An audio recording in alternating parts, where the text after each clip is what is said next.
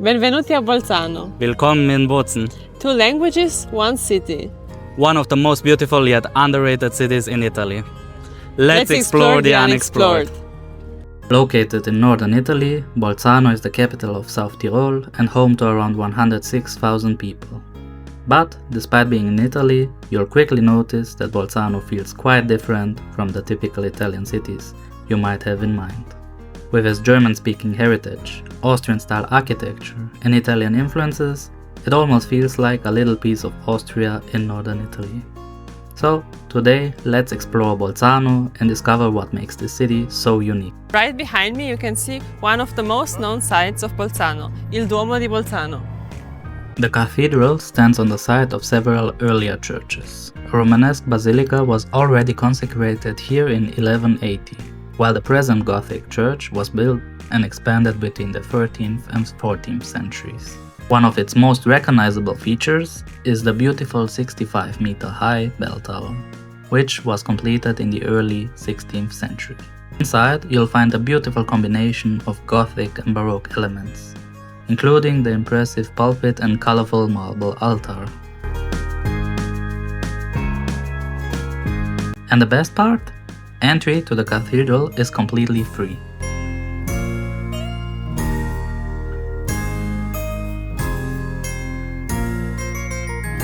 Right next to the cathedral we have the Waltherplatz, one of the most beautiful squares in Bozen. It is named after Walther von der Weide, who was a famous German poet from the Middle Ages.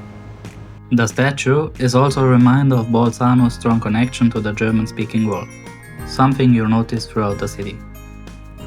Surrounded by historic buildings, cafes and the cathedral, Waltherplatz is really the heart of Bolzano, and a great place to simply sit down and enjoy the atmosphere.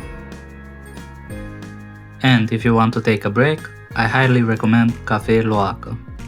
You can enjoy a coffee here and try some local specialties like Buchteln, a sweet pastry traditionally served with vanilla sauce, or one of their local style sandwiches. From Waltherplatz, it's just a short walk into Bolzano's historic old town. And this is probably where you'll notice the city's unique character the most. Here, Italian influences mix with a distinctly Austrian and Central European atmosphere, creating a style that you don't often find elsewhere in Italy. One of the most characteristic features of the old town are the Lauben, these medieval arcades running through the heart of the city. They were originally part of Bolzano's medieval commercial center, and today they're still filled with shops, cafes and restaurants. If you've watched my video about Bologna, you might remember its famous portici. And honestly, they look quite similar to the arcades you find here in Bolzano, although the atmosphere is completely different. One of the most beautiful little squares in the old town is Obstplatz, surrounded by colorful historic buildings and the characteristic arcades. And as you walk around, keep an eye out for the street signs. You'll see them written in both Italian and German. Another reminder that Bolzano really is a city of 2 languages. Hidden among the streets of the old town is another beautiful historic building, the Franciscan Monastery. The Franciscans settled in Bolzano as early as 1221, while the present church dates mainly from the first half of the 14th century. Inside, you'll find a beautiful arcade courtyard and a remarkable wooden altar created by the South Tyrolean artist Hans Glocker around the year 1500. You'll also find beautifully decorated centuries-old frescoes. As you can see, the monastery is a peaceful little corner of the city and definitely worth stepping inside. And just like the cathedral, visiting the monastery is completely free. Bolzano is also surrounded by vineyards and castles, and you don't even have to leave the city to find one. This is Maretsch Castle, located just a few minutes from the historic center. The castle was first mentioned in 1273, when it belonged to the Mareccio family. During the 15th and 16th century, it was expanded and transformed from a medieval fortress into a much more elegant Renaissance residence. Walking through the castle, you can still see beautiful Renaissance frescoes inside. And if you climb up to the highest tower, you'll be rewarded with an amazing view over the surrounding vineyards, the mountains, and parts of Bolzano's historic center.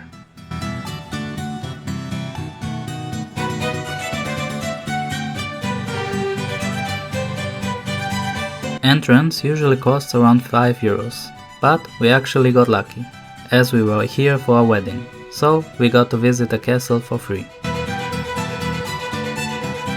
With vineyards directly surrounding the castle and the mountain rising behind the city, this has to be one of the most beautiful places you have to see in Bolzano. But Bolzano is home to something even older than its medieval streets and castles. The South Tyrol Museum of Archaeology houses one of the most famous archaeological discoveries in the world, Ötzi the Iceman, who lived more than 5,300 years ago during the Copper Age. He was accidentally discovered by hikers in the Alps in 1991, remarkably preserved in the ice along with his clothing and equipment. Today, the museum tells the story of Ötzi's life, his discovery, and the research that has revealed an incredible amount about life during the Copper Age. If you're into history and archaeology and want to know more about Ötzi, then you should definitely visit the museum. The entry fee is 13 euros, and I would highly recommend you booking the ticket in advance, as it can get quite crowded and place is limited. And after all that history, you might be ready for something a little sweeter. Luckily, one of Bolzano's best gelato shops is just nearby, Gelateria Portogallo. But to really understand why Bolzano feels so different from much of Italy, we need to look at its more recent history. So right behind me you can see the most controversial monument of the city, the Monument of Victory. Built in 1928 during Mussolini's fascist rule, it was a symbol of the Italian dominance of the region. Inside the monument you have a free exhibition that explains the story of South Tyrol after World War I, when it changed hands from the Habsburg Empire to Italy.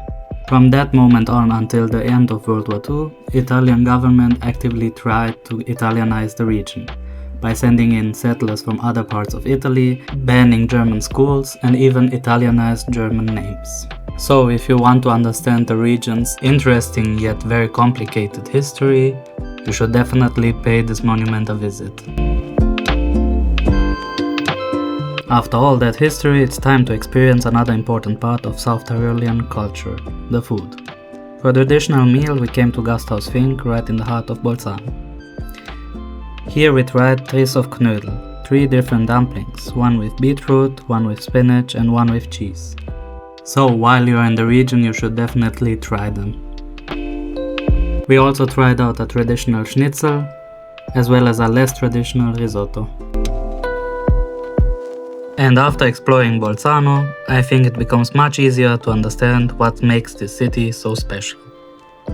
It's Italian, but you can still feel its Tyrolean and Austrian heritage everywhere you go. From the architecture and language, to the food and culture. 2 languages, different histories, but one fascinating city. So if you're exploring northern Italy, don't just pass through Bolzano on your way to the Dolomites. Take some time to explore the city itself. And don't forget to subscribe for more hidden gems in Italy and around the world. And as always, don't forget, never stop exploring.